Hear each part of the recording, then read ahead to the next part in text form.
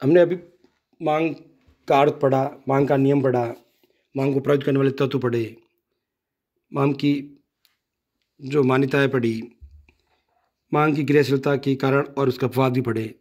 अब है मांग भी कई प्रकार की होती है। मांग भी कई प्रकार की होती है।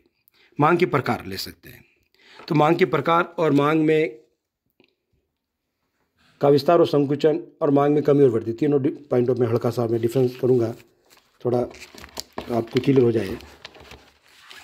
मांग भी कई प्रकार की होती है, जैसे कि आड़ी मांग, क्रॉस मांग, ऐसे तो हम पढ़ेंगे, उसके अंदर मांग की लोच में भी आएगा ये क्रॉस डिमांड। जब एक्स वस्तु की कीमत में परिवर्तन होने पर वाई वस्तु की कीमत बढ़ जाती है तो उसको क्रॉस मांग कहेंगे। एक्स वस्तु की कीमत में परिवर्तन होने से इसके सापेक्ष संबंधित वस्तु जो वाई है उसकी मांग परिवर्तन होता है, उसे कहता है क्रॉस मांग कहते हैं।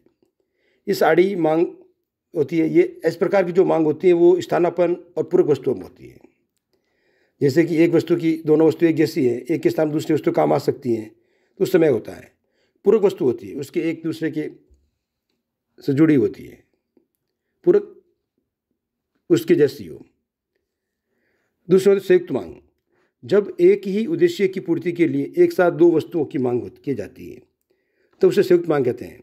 जैसे कि पेन और इंक, ब्रेड और बटर, बैट बॉल, फोन और सिम। ठीक, इस प्रकार की जो मांग होती है, मतलब खाली सिम, फोन का क्या आएगा, नहीं, बिगर सिम काम नहीं आएगा।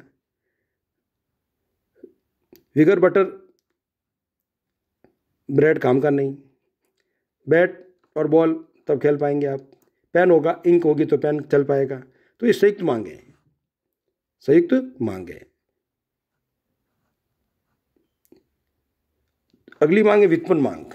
जब किसी वस्तु की मांग के कारण अन्य किसी वस्तु की सेवा या मांग उत्पन्न होती है तब उसे कहते हैं व्युत्पन्न मांग।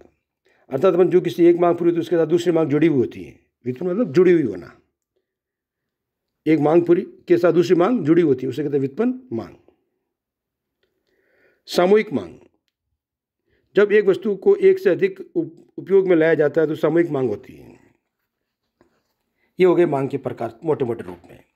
अब मांग का विस्तार और संकुचन ऊपर चित्र में दिखाया रहा है, आप संकुचन विस्तार दोनों लिखे हुए हैं। मांग का विस्तार और संकुचन के बारे में पढ़ेंगे।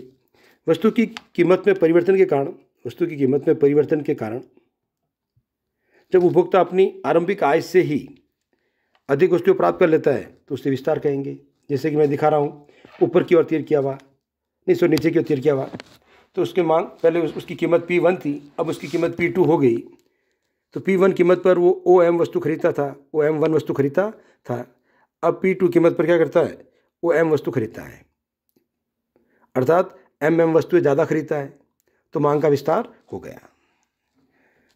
समझ गया? एक ही मांग वक्र पर जो मांग उपभोक्ता ऊपर नीचे चढ़ता है उसे मांग का विस्तार और संकुचन कहते हैं। जब कीमत कम हो जाती है तो उसे अधिक वस्तु मिल जाती है, वो उसके मांग का विस्तार कहलाएगी। जब कीमत बढ़ जाती है और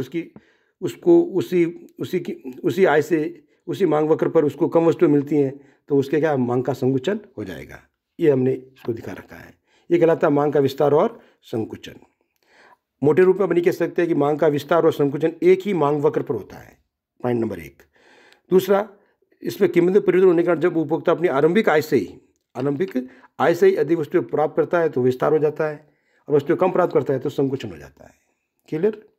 ये हुआ मांग का विस्तार और संकुचन। एक पॉइंट और आता है, मांग में कमी और वृद्धि। मांग में कमी और वृद्धि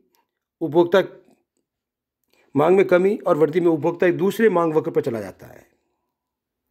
जब मांग में कमी होती है तो उपभोक्ता आरंभिक मांग वक्र के नीचे आ जाता है, जब वृद्धि होती है तो उपभोक्ता आरंभिक मांग वक्र से ऊपर की ओर चला जाता है। जैसे मैंने तीर लगा के दिखा रखा है, आरंभिक मांग वक्र DD था, जो मूल बिंदु की तरफ आ गया मांग वक्र तो उसकी मांग में कमी हो गई, D1 मांग वक्र पर आ गया, तो उसी कीमत पर उसकी मांग क्या हो गई, कम हो गई साहब।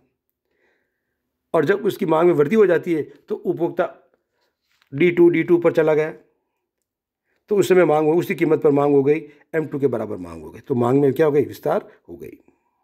क्या हो गया, मांग सॉरी विस्तार नहीं, वृद्धि हो गई। विस्तार शब्द का प्रयोग न करें, वृद्धि। तो मांग में कमी और वृद्धि के समय मांग वक्र क्या होता है, परिवर्तन होता है, चेंज होता है। जब मांग में कमी होगी तो मांग वक्र आरंभिक मांग वक्र नीचे की ओर मूल बिंदु की तरफ आ जाएगा, वो जो मूल बिंदु उसकी तरफ आ जाएगा। जब मांग में वृद्धि होगी तो मांग क्या ऊपर की ओर, मूल बिंदु से दूर ऊपर की ओर चढ़ जाएगा, तो मांग में विस्तार हो जाएगा। तो अपन मोटे रूप में अपन ये कह सकते हैं कि जो मांग का नियम है हमारा केवल एक गुणात्मक कथन है। कैसा है? गुणात्मक कथन है, जो कीमत में परिवर्तन के कारण केवल मांग में परिवर्तन की दिशा को दिखाता है, दिशा को दिखाता है, मात्रा को नहीं। क्या दिखाता है? दिशा को दिखाता है। इसलिए इसको मांग के नियम को गुणात्मक कथन भी कहा जाता है, जो मैंने सबसे पहले भी कहा था। इसके जस्ट अगला टॉपिक पढ़ेंगे मांग की लोच। मांग की लोच उसका इसकी परिणात्मक कथन को दिखाता है कि अपन जो वस्तु, जो मांग का नियम है हमारा, अन्य बातें समान रहने पर एक वस्तु कीमत अथवा मांग विपरीत संबंध होता है, अर्थात ऊंची मांग कम कीमत, ऊंची मांग कम कीमत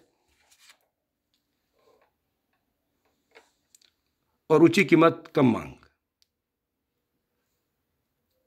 मांग के बीच में कितना परिवर्तन होता है, कितने अनुपात होता है, कितनी मात्रा में होता है, उसको दिखाएगा, तो वो कहलाएगी मांग की लोच। उसके बारे में अपन कल पढ़ेंगे तो उसको डीपली बताएंगे हम इसको। तो मोटे रूप में अपन कह सकते हैं कि जो मांग का नियम है कैसा गुणात्मक कथन है, और मांग की लोच कैसा है? परिणात्मक कथन है या मात्रात्मक कथन है। थैंक यू दोस्तों।